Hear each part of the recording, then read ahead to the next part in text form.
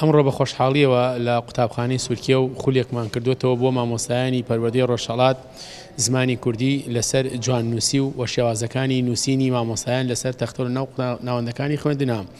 بۆ هیواین کە بتوانین مامۆستایانی بەڕێز تا ڕادەیەکی باش گرنگی بە نووسینەکانی خۆیان بن و قوتابیان چاوی لێ بکەن، چونکە بەشێک لە کەسایەتی مامۆستای کوردی جواننووسی و خەتخۆشیە. بۆ ئەمە بەستەش دوو پەڕاومان حازر کردو، پەڕاوێکیان خەتی نوسخە کە ئەمڕۆ ئەدرێ بە مامۆستایان بەیانی و دوانی ئۆڕۆکەشی، پەراوێکیشیان خەتی ڕقعەیە کە بە مامۆستانی پۆلی 4 و 5 و 6 کە بازنەی دوو هەمەکات، ئەویش بە هەمان شێوە هەموو قوتابخانێک نوسخەیەکی ئەدرێتێت. بۆ هیواین بتوانین ئێمە لەم هەوڵەمانە مامۆستایان دڵسۆزی خۆیان لە ناوەندەکانی خوێندە ببینین، ئەویش بە هاوکارانی بە یارمەتی هاوکارانی بەڕێز مامۆستا حاجی واحید و مامۆستا محمود و مامۆستا سروەکە